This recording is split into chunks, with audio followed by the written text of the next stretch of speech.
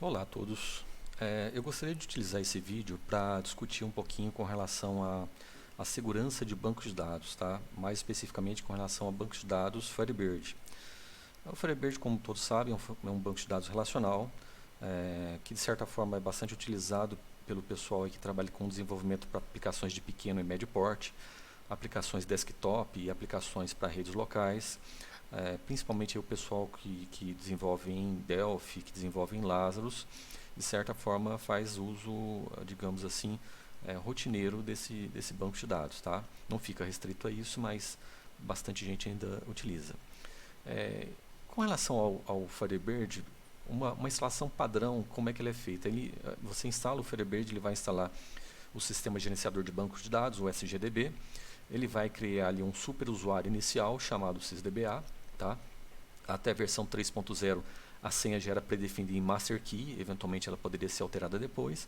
Já na versão 3.0 em diante, ele já te solicita uma senha no momento da instalação, mas isso de forma alguma garante a segurança do banco de dados, tá? Só definir aí uma senha é um pouco complicado.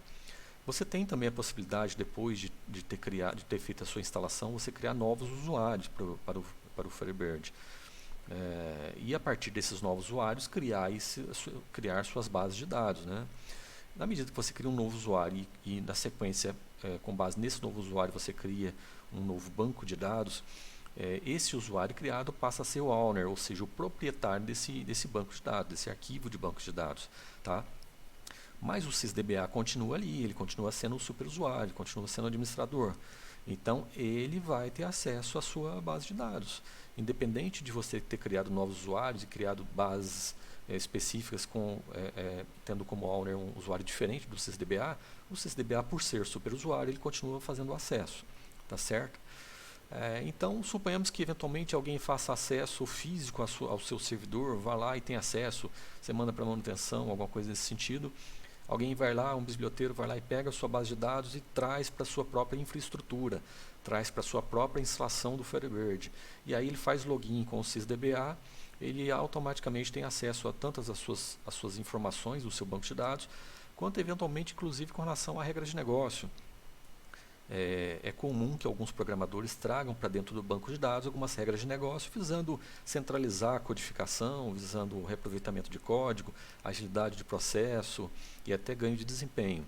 Então, eventualmente, o biblioteiro pode não só ter acesso a informações sigilosas, mas até mesmo a regra de negócio do seu projeto, tá certo?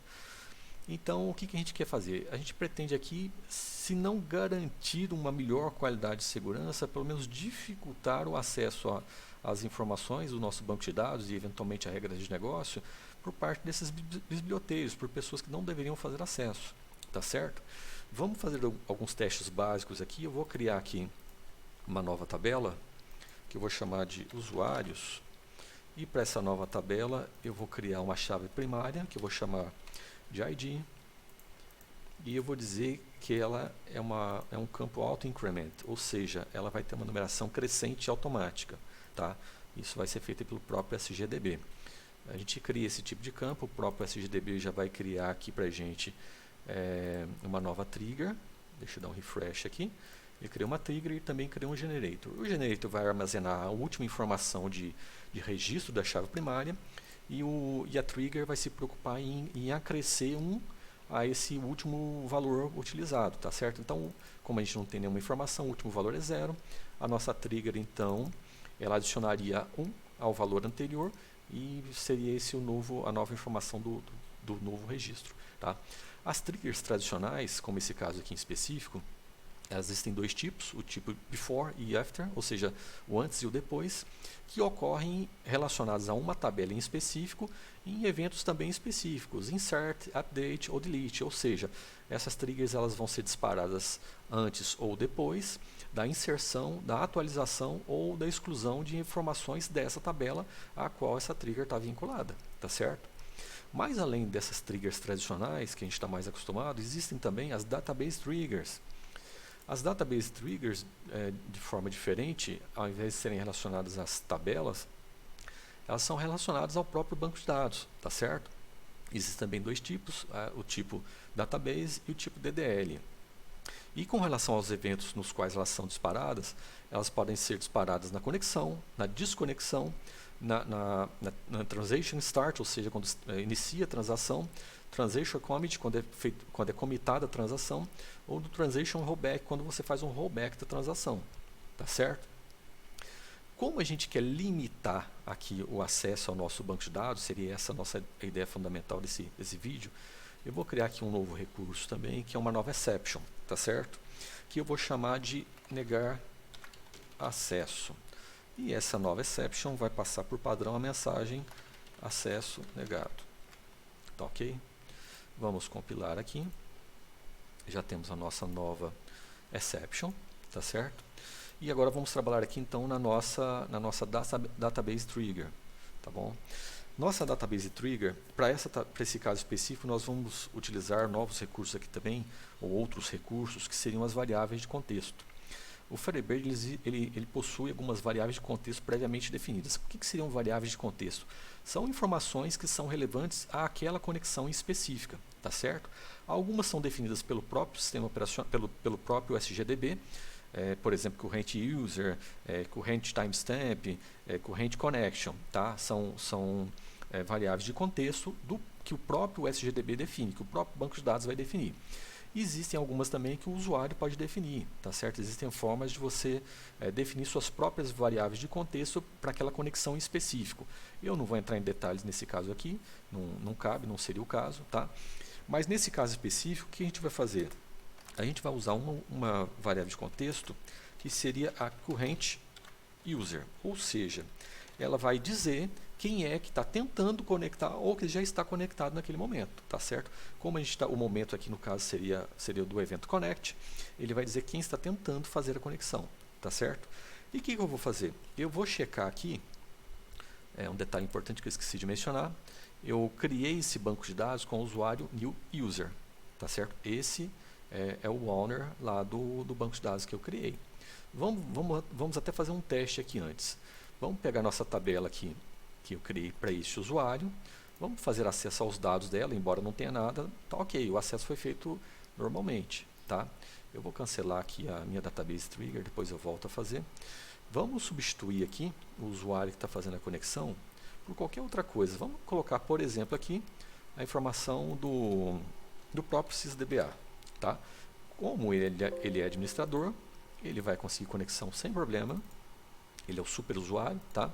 Ele vai ter acesso à tabela da mesma forma e também vai ter acesso às informações da tabela, os registros também sem problema algum. Ele é o super usuário, isso é normal, tá certo? Vamos tentar um outro usuário então. Eu vou trocar aqui de SysDBA para new user, só que o 2. Vamos dar um OK. Ela desconectou e reconectou. Conectou sem problema. Eu ainda vou conseguir abrir a tabela. Eu tenho acesso aos campos da tabela, por exemplo, a estrutura dela, mas eu já não teria acesso às informações. E se eventualmente eu tentasse usar esse usuário para alterar a tabela, eu também não conseguiria, tá? Porque ele não é o owner, ele não é o proprietário dessa tabela, assim como ele não é proprietário das informações, tá certo? Então vamos dar um OK aqui. Vamos conectar novamente, vamos voltar para o nosso usuário proprietário, para o owner do nosso banco de dados. Tá certo? Vamos conectar de novo e vou voltar lá na criação da database trigger. Vou voltar a chamar ela de protege DB e vamos fazer o uso da variável de contexto current user para verificar se o usuário que está tentando fazer o login naquele momento é o new user, tá certo? E se caso ele não for o new user, se for diferente disso, a gente vai provocar uma exceção. Então nós vamos exception, eu chamei de negar acesso, exception, negar acesso, tá ok? Então o que vai acontecer aqui? No momento em que for feita uma tentativa de conexão, a trigger é disparada, ele vai passar por essa cláusula aqui e vai verificar se o usuário que está tentando a conexão é o new user. Não sendo, ele vai provocar uma exceção, tá certo? Vamos compilar aqui, vamos fechar, Vamos dar uma olhadinha aqui. Usuário padrão, ok, conectado com sucesso. Vamos trocar para qualquer outro usuário aqui. Já não vai conseguir acesso mais. Acesso negado, disparado pela nossa trigger ali. E vamos agora tentar o sysdba, que é o usuário, o super usuário do próprio Firebird. Tá ok? Vamos ver lá se ele consegue. Também não. Então agora a gente já conseguiu um nível adicional de segurança. O único usuário que a princípio teria acesso ao nosso banco de dados seria o próprio new user, que é o owner ou o proprietário do banco de dados. Tá ok? Com ele a gente acessa sem problema. Tá? Umas informações adicionais aqui. Assim como existe aqui a corrente user, como eu mencionei, existem outras variáveis de contexto previamente definidas, corrente connection, por exemplo, enfim, algumas outras. Nós podemos utilizar alguns outros recursos, por exemplo, de tabelas de monitoramento do Firebird. Eu criei aqui 4 consultas simples. A primeira delas, o corrente user, vai dizer quem é o usuário conectado, tá? New user. A segunda aqui é o corrente connection, ela vai dar um ID, um identificador da conexão estabelecida, tá? Temos também a tabela de monitoramento Mon Attachments. Essa tabela ela vai listar todas as conexões estabelecidas, tá? E vai trazer consigo algumas informações interessantes. Por exemplo, o local onde está o banco de dados que está sendo acessado, quem é o usuário que está fazendo a conexão. Nesse caso específico aqui, a gente, como está fazendo um acesso embedded direto, ele não está passando pelo SGDB, ele não vai trazer algumas informações aqui que viriam caso o acesso fosse através do modelo tradicional, que é o SGDB. Tá? Eu me refiro aqui nesse caso em específico, viria, por exemplo, o Remote Protocol, que seria o protocolo utilizado, o Remote Address, que seria o IP ou o nome, pode ser o IPv6 ou IPv4, do terminal que está fazendo acesso a esse banco de dados, tá? E teria também o Remote Process, tá certo? Suponhamos que fosse uma aplicação cliente que estivesse fazendo acesso ao banco de dados através do SGDB, viria aqui informação do executável que está fazendo, o caminho do executável, o caminho completo até o nome do próprio executável. Então a gente poderia usar esse tipo de recurso, por exemplo, para restringir o acesso lá através da nossa trigger para somente aquele executável em específico. Tá? Ou se de repente o banco de dados estiver no local em específico, ou se a conexão que estiver sendo estabelecida for de um IP específico e assim por diante. Tá? Isso na verdade vai partir da mentalidade, da mente de cada um de vocês aí, da criatividade de cada um de vocês, mas a ideia fundamental desse vídeo seria isso. Explicar aqui como que seriam essas database triggers, como que elas podem ser utilizadas para melhorar a qualidade da segurança do nosso banco de dados. Eu espero que esse vídeo aí tenha sido útil e nos vemos na próxima. Até mais.